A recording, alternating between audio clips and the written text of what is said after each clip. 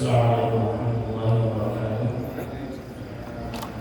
Innal hamdalillah nahmaduhu wa nasta'inuhu wa nastaghfiruh wa na'udzu billahi min shururi anfusina wa min sayyiati a'malina. Man yahdihillahu fala mudilla lahu wa man yudlil fala hadiya lahu. Asyhadu an la ilaha illallah wahdahu la syarika lahu wa asyhadu anna Muhammadan 'abduhu wa rasuluh. Ya ayyuhalladzina amanu taqullaha haqqa tuqatih wa la tamutunna illa wa antum muslimun. يا أيها الناس اتقوا ربكم الذي خلقكم من نفس واحدة وخلق منها زوجها وبث منهما رجالا كثيرا ونساء واتقوا الله الذي تساءلون به والأرحام إن الله كان عليكم رقيبا يا أيها الذين آمنوا اتقوا الله وقولوا قولا سديدا يصلح لكم أعمالكم ويغفر لكم ذنوبكم ومن يطع الله ورسوله فقد فاز فوزا عظيما ثم أما بعد فإن أصدق الحديث كتاب الله وخير الهدي هدي محمد صلى الله عليه وسلم وشر الأمور محدثاتها وكل محدثات بدعة وكل بدعة ضلالة وكل ضلالة في النار. Saya ikhwan dan akhwat bapak dan ibu yang dimuliakan Allah Subhanahu wa taala. Kembali kita melanjutkan pembacaan dari kitab tauhid, yang mana kita pada pertemuan terakhir kita sampai pada bab tentang larangan berburuk sangka kepada Allah Subhanahu wa taala. Ya. Ini sebagaimana dilakukan oleh orang-orang kafir dan juga orang-orang munafik. Pada pertemuan kali ini kita sampai pada bab tentang majalah fi munkaril qadar. Bab tentang tentang orang-orang yang mengingkari takdir. Tentang orang-orang yang mengingkari takdir. Baik bapak-bapak dan ibu-ibu yang dimuliakan oleh Allah Subhanahu wa taala, bahwasanya kita sudah mengetahui kita semua ada di muka ini, di muka bumi ini dengan takdir Allah Subhanahu wa taala. Ya. Maka semua apa yang terjadi pada diri kita itu semuanya dengan takdir Allah Subhanahu wa taala yang ada di sekeliling kita, dan semuanya ini dengan takdir Allah Subhanahu wa taala. Tapi di sini penulis membawakan hadis ini dikeluarkan oleh Imam Muslim. Ada di hadis di bab ini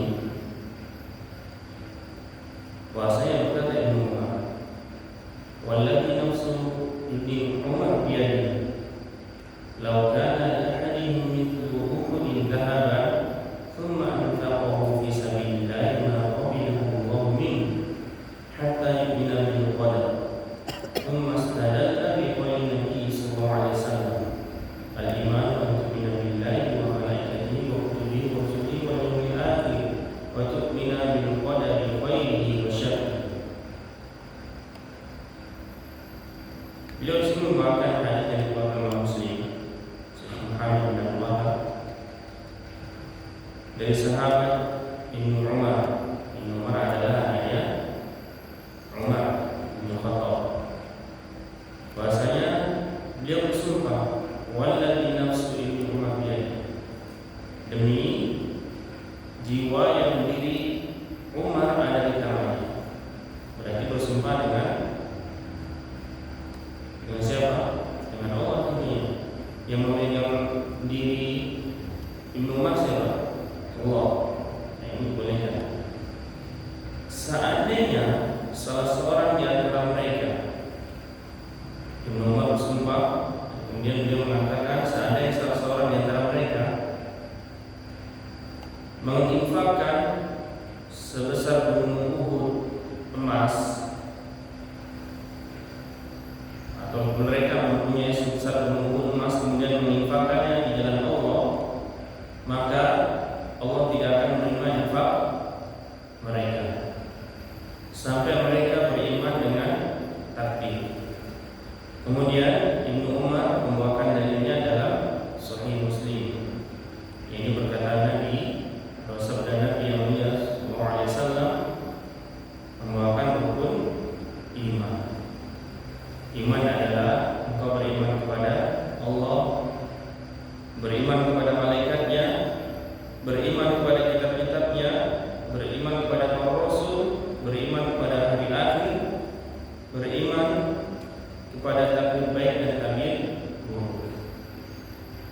Tapi Bapak dan Ibu yang dimuliakan Allah Subhanahu wa taala, pada hadis yang pertama ini bahasanya dikisahkan di Basra awal mula terjadinya pengingkaran takdir, yakni oleh Ma'bad al-Juhani. Ma'bad al-Juhani kemudian didengar oleh seseorang. Kemudian orang tersebut datang menemui Ibnu Umar atau ingin menemui seorang sahabat dari Nabi yang mulia Nabi Muhammad SAW di Mekah dan Madinah. Benar pada waktu itu orang tersebut menemui atau bertemu dengan Ibnu Umar dan melaporkan apa-apa yang terjadi di Basra. Yakni ada orang yang mengingkari takdir. Ya, ini hadis ini potongan dari kisah ini. Athar ya. Jadi athar ini potongan dari kisah ini. Jadi tentang kisah Ma'bad munculnya awal kali pengingkaran terhadap takdir. Kemudian Ibnu Umar bersumpah dengan nama Allah, ya, bersumpah bahwasanya apabila mereka mempunyai emas besar gunung Uhud dan menginfakkan semua emas tersebut, maka Allah tidak akan menerima infak mereka sampai mereka beriman kepada takdir. Ini menunjukkan takdir berarti rukun iman. Apa itu rukun? Perlu kita ketahui bahwa pada Allah Subhanahu wa taala, rukun itu merupakan suatu pondasi. Apabila pondasi tersebut tidak ada padanya, maka hal tersebut bisa batal. Berarti bisa keluar dari agama Islam. Sebagaimana kalau sholat rukunnya apa? Salah satunya membaca Al-Fatihah, ya, menghadap kiblat, rukun. Kalau tidak membaca Al-Fatihah maka tidak sah. Dia bisa membaca Al-Fatihah, misalnya dia bisa, tapi dia tidak membaca Al-Fatihah, langsung baca Al-Baqarah sampai Nas. Sah tidak? Tidak sah. Walaupun dia sholatnya dalam satu rakaat baca berjuz-juz, akan tapi rukunnya dia tidak laksanakan, maka tidak sah. Ya, makanya berhati-hati dengan rukun-rukun Islam dan juga rukun-rukun iman yang kita kurang pahami dalamnya dan kita bisa terjerumus terjatuh dalam perbuatan yang itu bisa membuat seseorang keluar dari agama Islam. Ini berbahaya. Kalau dia tidak paham, dia harus belajar. Kalau dia tidak memahami dan dia terjatuh, sejadi dia terjatuh paling keras sekali, dia terjatuh dalam dosa yang sangat besar sekali. Ya, itu kita perlu ketahui. Ini berarti fondasi yang tidak boleh kita tinggalkan. Makanya para ulama terdahulu, ya, dari para nabi dan para rasul itu selalu mendakwakan dakwah tauhid. Itu fondasi yang sangat penting sekali yang kita harus ulang terus agar kita tidak terjatuh dalam perbuatan yang syirik. Baik.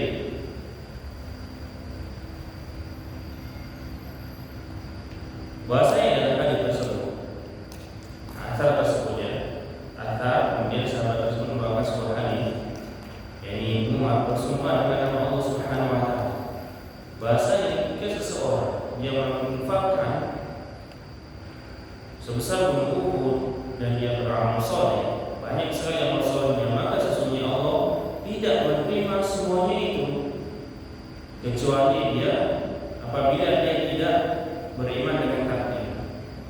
Padahal kalian iman itu adalah akan iman. Karena beriman dengan takdir itu adalah salah satu dari rukun iman. Abdullah, ada berapa rukun iman? Betul, sebutkan. Iman kepada apa lagi?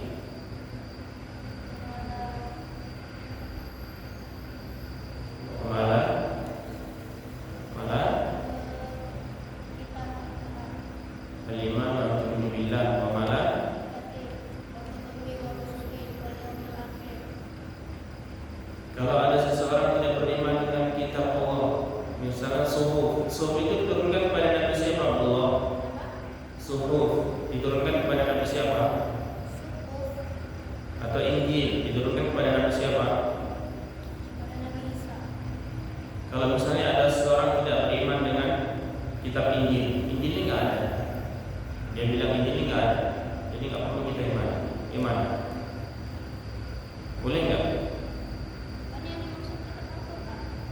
Boleh apa nggak? Misalnya ada seseorang dia tidak beriman dengan salah satu kitab Allah. Injil siapa yang turunkan? Allah. Allah. Dia tidak beriman dengan Injil ini, nggak ada yang nggak diturunkan oleh Allah kepada Nabi Isa. Gimana? Boleh apa nggak? Tidak boleh ya. Baik. Maka kita harus ketahui bahwasanya beriman dengan takdir adalah salah satu rukun iman yang ada 6. Fa inkaru wa inkaru laha kulliha. Perhatikan bahwa pada ilmu yang mulia, maka mengingkari salah satu dari rukun iman tersebut, rukun iman yang berapa tadi? 6. Mengingkari salah satunya saja, berarti sama saja dia mengingkari semua. Sama saja tadi kita beriman dengan Al-Quran, terus kita mendengar tentang adanya hadis atau Al-Quran mengatakan bahwasanya Injil turun kepada ini, enggak ada yang tentang ada. Bahwasanya Allah tidak menurunkan kitab tersebut. Itu tidak boleh mengingkari salah satu kitab tersebut, berarti dia telah mengingkari semuanya, sama saja mengingkari Al-Quran. Ini tidak boleh. Faisilu bidzalika kafirun ghairu murtadin. Maka dia bisa kafir, bukan golongan orang yang takwa. Sesungguhnya Allah menerima infak amal soleh itu dari orang-orang yang bertakwa. Kemudian Ibnu Umar membawakan hadis yang dikeluarkan oleh Imam Muslim dari bapaknya sendiri. Ini hadisnya panjang tentang rukun iman. Hadis Jibril dari bapaknya itu Umar bin Khattab, ya. Bahwa pada ibu yang dimuliakan Allah Subhanahu wa taala, maka faedah dari hadis tersebut asar juga di sini bahasanya anda iman, bahwasanya iman itu memiliki 6 rukun, ya. Dia tidak boleh diingkari salah satunya. Kalau diingkari salah satunya, dia telah mengingkari semuanya, ya. Bahwasanya iman itu memiliki 6 rukun. Kemudian faedah berikutnya, annal khaira wa syarra muqaddaran min Allah. Bahwasanya kebaikan dan juga keburukan itu merupakan takdir Allah. Kebaikan dan keburukan merupakan takdir Allah, ketetapan dari Allah Subhanahu wa taala.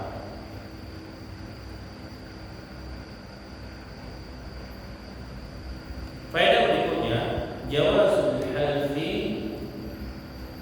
limaslahah min wali istihlaf. Bolehnya bersumpah yaitu dengan untuk maslahah, ya. Itu bersumpah tadi Ibnu Umar tadi bersumpah untuk menekankan, memberikan penekanan kepada orang agar percaya. Faedah berikutnya, istihbab ta'kidil fatwa al-muhimmah bil qasam.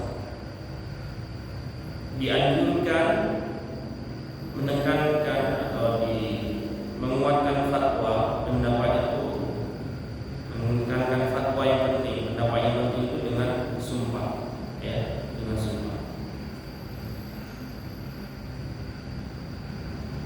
Baik. Maka kaitan asar tersebut dengan tauhid itu apa? Tauhid pengesahan kepada Allah. Maka kaitannya apa? Asar itu adalah perkataan sahabat, ya, perkataan sahabat. Maka kaitannya apa? Maka asar tersebut menunjukkan kekufuran orang yang mengingkari takdir. Karena apa? Ya, anna ingkar qadar isyraku ma'allah fi. Karena orang yang mengingkari takdir itu dia telah menyebutkan Allah dalam rububiyah. Rububiyah itu apa? Dalam penciptaan Allah,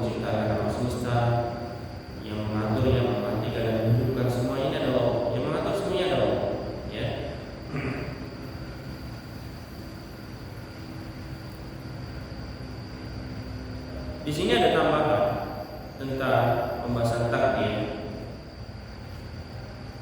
Ringkasan dari takdir, bahwasanya takdir itu ada 4 tingkatan. Ini penting sekali bahwa takdir ada 4 tingkatan. Yang pertama adalah ilmu Rabbi subhanahu wa ta'ala bil asya'i qawlan kauni. Yang pertama adalah ilmu Allah. Ya, maksudnya ilmunya adalah ilmu Allah. Bahwasanya Allah itu mengetahui segala sesuatu itu sebelum ada, sudah ada, akan ada. Itu semuanya Allah mengetahui. Bahkan sampai sesuatu yang ada di kegelapan malam Allah itu mengetahui. Apa-apa yang di dalam diri kita, perasaan kita, Allah itu mengetahui semua. Ya. Tingkatan yang pertama tadi apa? Ilmu. Maksudnya adalah ilmu Allah Subhanahu wa taala. Yang kedua, kitabah. Kitabah maksudnya adalah ketetapan. Ketetapan Allah Subhanahu wa taala. Dzalika 'ilmuhu fil azal qabla khalqis samawati wal ardh. Bahwa ketetapan semuanya itu sudah ditetapkan oleh Allah sebelum diciptakan oleh langit, diciptakannya langit dan bumi. Jadi semuanya ini yang ada di alam semesta ini, semua itu sudah dituliskan oleh Allah. Ya, sudah ditetapkan oleh Allah Subhanahu wa taala sebelum diciptakan langit dan bumi. Ini yang kedua. Kita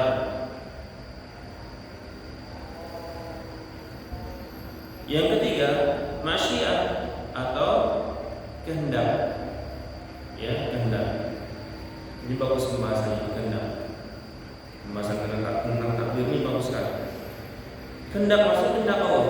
Semua yang terjadi di alam semesta ini adalah dengan kehendak Allah. Dari semua kebaikan dan juga keburukan itu semuanya dikehendaki oleh Allah Subhanahu wa taala.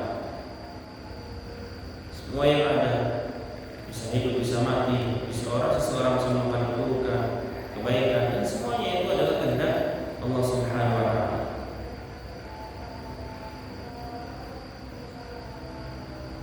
Yang keempat, khalquhu, khalq atau penciptaan makhluk.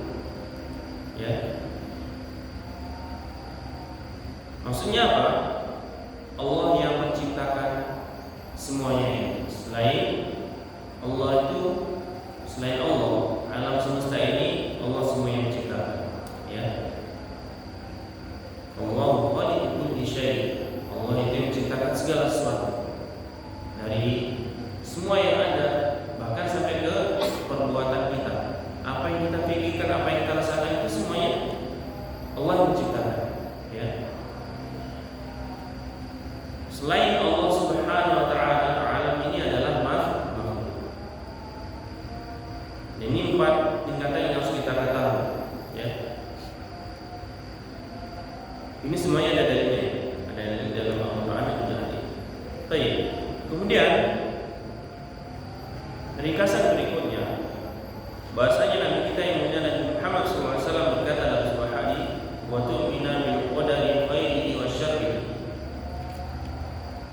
Kalian beriman kepada takdir yang baik ataupun yang buruk.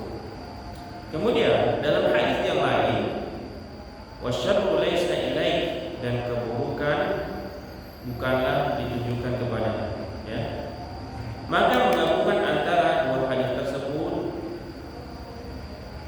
yaitu apabila Allah mentakdirkan atas seseorang keburukan, maka sesungguhnya itu adalah keburukan bagi orang tersebut. Ya. Bagi orang tersebut, bagi diri orang tersebut. Li'anna dzalika 'uqubatun lahu bisababi dhunubihi wa jahlihi. Karena apa? Itu adalah sebab dari dosa dia dan kebodohannya. Ya, jadi ketika seseorang mendapatkan takdir yang buruk itu disebabkan karena dosa dan kejahilannya, kebodohannya. Kalau dia mendapatkan keburukan. Sedangkan dinisbatkan atau bersandarkan kepada Allah, maka itu adalah baik semuanya.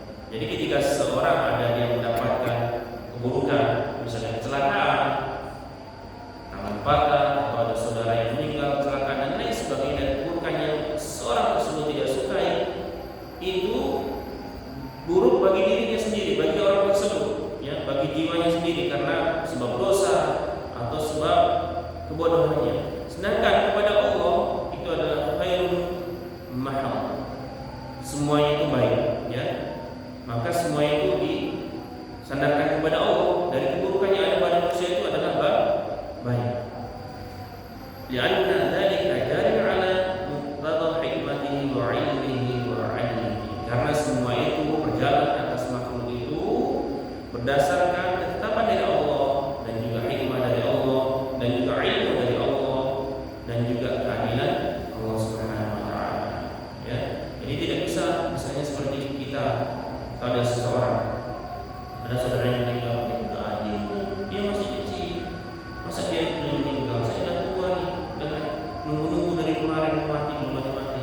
Kan ada seperti itu kan? Nah ini tidak boleh, tidak boleh. Bahasanya sudah berlalu juga tentang hal tersebut. Jadi ketika ada seseorang yang mendapatkan takdir buruk, itu di sisi Allah adalah baik. Semua ada hikmahnya yang kita ketahui, bahkan ada yang tidak kita ketahui. Kemudian hadis berikutnya dari Ubadah bin Samit, annahu qala libnihi, ya bunayya innaka lan tajida ta'mal iman hatta ta'lama anna ma asabaka lam yakun liyukhti'aka wa ma akhta'aka lam yakun yusibaka. Sami'tu Rasulullah sallallahu alaihi wasallam yaqul inna awwala ma khalaqa Allahu al-qalam faqala فقال ربي ماذا أكتب؟ قال اكتب مقادير كل شيء حتى تقوم الساعة. يا بني سمعت رسول الله صلى الله عليه وسلم يقول من مات على غير هذا فليس مني. وفي رواية لأحمد إن أول ما خلق الله تعالى القلم فقال له اكتب فجرى في تلك الساعة بما هو كائن إلى يوم القيامة. وفي رواية Wahab qala Rasulullah sallallahu alaihi wasallam faman lam yu'min bil qadar khairihi wa syarrihi akrahu Allah bin nar. Hadis berikutnya dari Ubadah bin Samit, bahasanya beliau memberikan wasiat kepada anaknya, ya, sebagaimana tadi pada kemarin kita telah mendengar wasiat Luqman al-Hakim kepada anaknya, ya. Ini juga Ubadah bin Samit berwasiat kepada anaknya, wahai anak, sesungguhnya engkau tidak akan mendapatkan kelezatan iman sampai engkau mengetahui bahwasanya apa-apa yang menimpamu, ya, itu tidak akan bisa meleset, ya. Apa-apa yang menimpamu itu tidak akan bisa dihindarkan, dan apa-apa yang engkau hindarkan itu kalau sudah ditakdirkan menimpamu itu sudah pasti menimpamu, ya. Aku mendengar Rasulullah SAW bersabda bahwasanya pertama kali yang diciptakan oleh Allah adalah qalam, ya. Pertama kali yang diciptakan oleh Allah adalah qalam. Maka Allah berkata kepada qalam, tulislah. Maka qalam berkata, wahai Rabbku, apa yang akan aku tulis? Kemudian Allah berfirman, tulis semua takdir sampai hari kiamat, ya. Kemudian Ubadah bin Samit berkata kepada anaknya, wahai anakku, aku mendengar Rasulullah sallallahu alaihi wasallam bersabda, barang siapa yang mati dia tidak di atas ini, maksudnya tidak beriman dengan takdir, maka dia tidak menjadi golongan, ya. Berarti tidak beriman dengan takdir merupakan dosa besar. Kemudian dalam riwayat Imam Ahmad, yang pertama kali diciptakan oleh Allah Subhanahu wa taala adalah al-qalam. Maka Allah berfirman kepada qalam, tulis semua yang akan terjadi, yang akan terjadi di dunia ini sampai hari kiamat. Kemudian dalam riwayat yang lain oleh Ibnu Wahab berkata Rasulullah SAW, barang siapa yang dia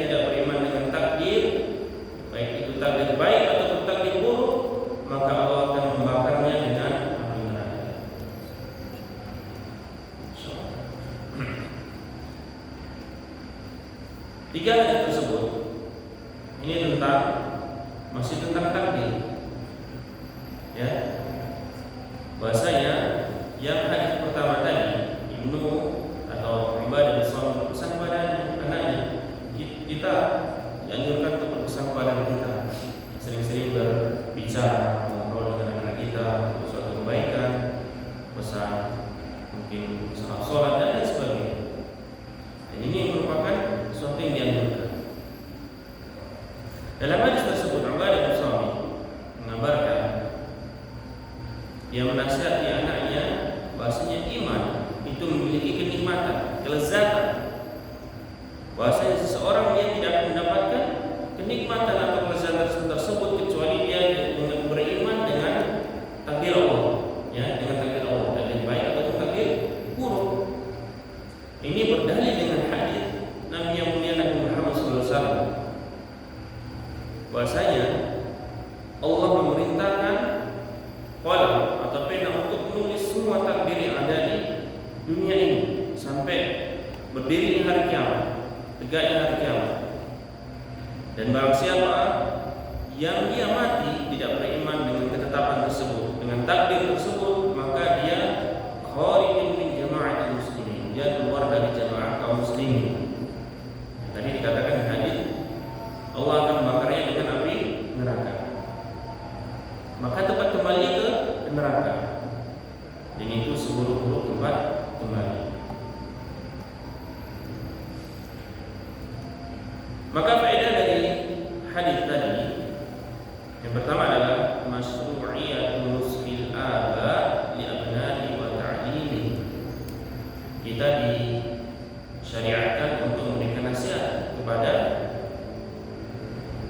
anak-anak kita tentunya, ya, dan mengajar kepada anak kita itu merupakan syariat. Kalau kita niatkan karena Allah itu lebih tinggi, lebih besar pahalanya. Kan ada seseorang misalnya dia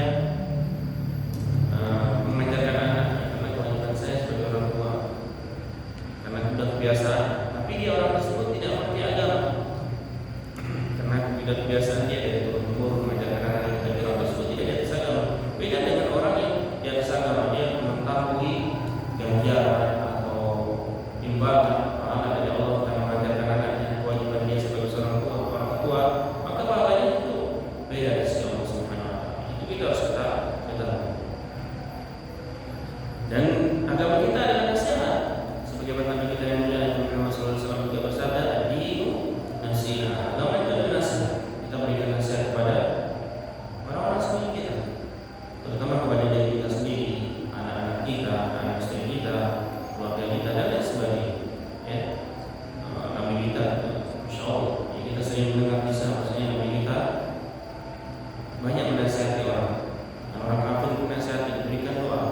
Ya, pokoknya Nabi kita adalah sebaik-baik manusia yang pernah menjaga kakinya di muka bumi ini, menginginkan kita semua itu masuk surga. Ya, berapa banyak hadis, makanya kita harus banyak membaca, mendengarkan pengajian. Ya, Nabi kita itu dan Allah sendiri juga menginginkan kita masuk surga. Kalau kita berdosa, kita disuruh kembali kepada Allah, disuruh beristighfar dan lain sebagainya. Ya, ketika kita jalan ke masjid, apa yang terjadi? Dosa kita berkurang karena didoakan oleh para malaikat. Semuanya berarti Allah dan Rasulnya menginginkan kita itu semuanya masuk surga. Yang kita anggap, ya, untuk menerima nasihat. Kemudian yang kedua, faedah kedua, kefahaman sahabat tentang hakikat takdir dan iman mereka terhadap takdir. Ya.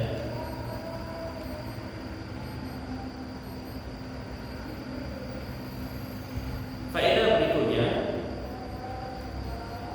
awal ma khalaqallahu min hadzal 'alam al-qalam, dzalika 'alam al-ghaib.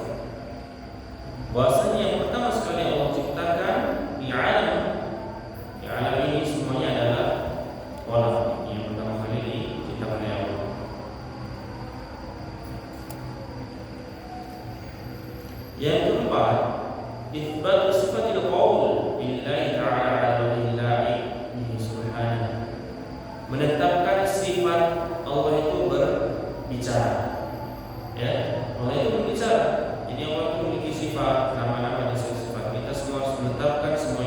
sesuai dengan keagungan Allah Subhanahu wa taala. Jangan bilang bisa berkata dan sama kayak kita.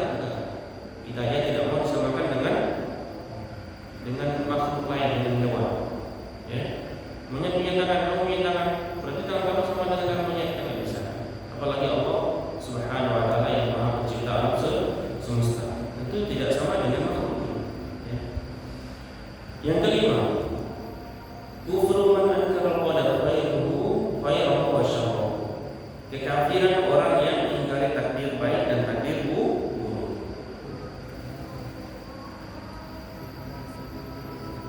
Yang keenam, itsbat wa'id liman kafara bil qadar.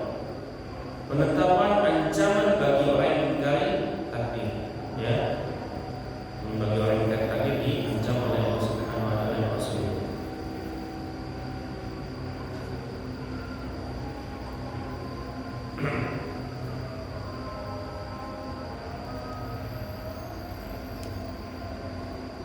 Yang terakhir kita baca. Wa fil musnad was-sunan 'an ibni ad-Dailami qala ataitu Ubay bin Ka'ab fa qultu fi nafsi shay'un min al-qadar hadithni bi shay'in 'ala Allah yudhibuhu min qalbi fa qala law anfaqta la uhudin dhahaban ma qabilahu Allah minka hatta tu'mina bil qadar wa ta'lam anna ma asabaka lam yakun liyukhti'aka wa ma akhta'aka lam yakun liyusibaka walau kunta 'ala ghairi hadha kunta min ahli an-nar. Qala fa'ataitu 'Abdullah bin Mas'ud wa Hudzaifah bin Yaman wa Zaid bin Thabit fa kulluhum haddathani bi mithli dhalika 'an Nabi sallallahu alaihi wasallam. Hadits sahih rawahu al-Hakim fi sahihihi. Dalam Musnad Ahmad dan juga Sunan dari Ibnu Dailami bahasanya aku mendatangi Ubay bin Ka'ab dan aku berkata, kemudian aku berkata, dalam diriku ada sesuatu yang mengganjal tentang takdir. Jadi dia ragu tentang takdirnya. Katakan kepadaku, kabarkan kepadaku tentang sesuatu yang mana aku berharap semoga Allah menghilangkan keraguan tersebut dalam hatiku.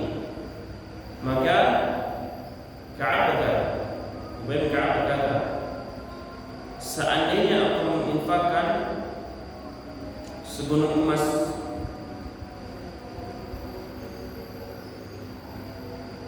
sebesar gunung Uhud emas, maka Allah tidak akan menerima infak tersebut sampai engkau beriman kepada takdir dan engkau mengetahui bahasanya apa-apa yang menimpamu tidak akan bisa engkau elakkan, dan apa-apa yang tidak menimpamu itu tidak akan menimpamu kalau bukan takdir. Seandainya engkau mati di atas lingkaran takdir tersebut, maka engkau merupakan penghuni neraka. Kemudian aku mendatangi Abdullah bin Mas'ud, Hudzaifah bin Yaman, Zaid bin Thabit. Semuanya mengatakan hal yang serupa. Ini dari hadis Nabi yang mulia Muhammad SAW tentang wajibnya seorang muslim beriman dengan takdir baik dan takdir buruk. Ya. Jadi semua yang ada pada diri kita itu semuanya sudah ditetapkan oleh Allah Subhanahu wa taala. Dan tadi kita perlu ketahui bahwa ada yang dimuliakan oleh Allah Subhanahu wa taala. Sebagian orang terkadang salah dalam takdir. Biasanya apa? Dia melakukan sebuah kemaksiatan, sebuah dosa, dia mengatakan, benar Allah, sudah takdir Allah. Ya benar takdir Allah. Tapi kita harus tahu bahwasanya Allah Subhanahu wa taala itu telah menetapkan bagi kita itu fahadainahum najdain. Allah telah memberikan kita itu dua petunjuk. Najdul khair wa najdul syarr. Petunjuk kebaikan, pilihan kebaikan, kita melakukan kebaikan atau pilihan melakukan kita ke keburukan. Itu sudah otomatis. Ya, itu sudah otomatis ada pada setiap manusia. Pilihan melakukan kebaikan atau keburukan. Wal insanu 'ala nafsihi basira. Semua orang itu dia bisa memiliki petunjuk. Ya. Jadi kita tidak bisa mengatakan bahasa ketika dia berbuat suatu dosa maksiat pendahulu. Itu tidak boleh. Sebagaimana kita telah mengetahui asar dari Umar, ada seorang yang mencuri, kemudian dia berkata ditangkap, kemudian akan dikisos, dihukum. Dia berkata, ini sudah takdir Allah, kenapa kau mau memotong tangan saya? Apa jawaban Umar? Saya juga memotong tanganmu karena takdir Allah Subhanahu wa Ta'ala. Maka kita tidak boleh mengatakan kalau kita berbuat maksiat, dosa dan lain sebagainya, oh ini takdir Allah. Ya. Jadi tidak perlu disesali. Yang bisa seperti ini. Kalau sudah jelas kita berbuat dosa dan maksiat, ya memang takdir Allah. Semuanya kita diciptakan di atas takdir Allah. Tapi kita ketika berbuat dosa dan maksiat kita harus wajib menyesali kembali kepada Allah. Yang kita malah berleha dan kita tidak mengakui kesalahan kita. Ini yang kebanyakan kaum muslimin salah persepsi di sini, ya, salah mengartikan tentang takdir. Maka faedah dari hadis ini, salah satunya di antaranya adalah wujub su'ali al-ilmi amma fi hukmuh. Wajibnya bertanya kepada orang yang berilmu kalau dia ditakutkan tentang hukumnya. Sebenarnya tidak tahu hukumnya, tadi tentang takdir kan. Makanya kalau apa dibimbing dengan Allah Subhanahu wa Ta'ala, pertama mengumpulkan kota khususnya kita ada ustaz kita Fil Qaras hadis Allah tidak beliau. Maka kita bersyukur ada orang yang tuakan dalam ilmu agama. Kalau kita terjadi suatu apa-apa, tanya ke beliau, terutama tentang apa yang ada di kota hukum ini. Ya, kalau kita mau menjadi pengusaha jauh belum tentu usah mengangkat ilmu kita, tentu bisa. Ya, jangan kita coba-coba.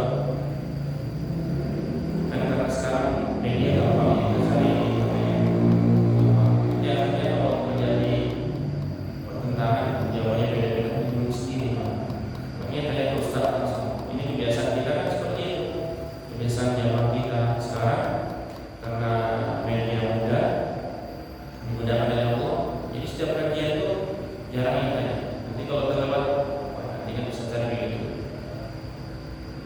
Kalau saya dulu ngaji waktu pertama kali ini, memang saya perhatikan waktu itu banyak sekali jamaah yang bertanya kepada Ustaz. Jadi kesempatan bertanya itu di kajian rutin. Kalau tapi apa itu biasanya tercapai. Jawab pertanyaan itu cuma 1-5 pertanyaan jawab. Kalau kajian rutin itu kan semua keluh kesah dari jamaah itu ditampung sama Ustaz. Ustaz ini berhasil, insyaallah tidak ada Ustaz. Itu wajib kita atau di syariat kita bertanya kepada ilmu. Kemudian yang kedua, luasnya pemahaman para sahabat dan juga ilmu para sahabat. Faedah yang ketiga, kafirnya orang yang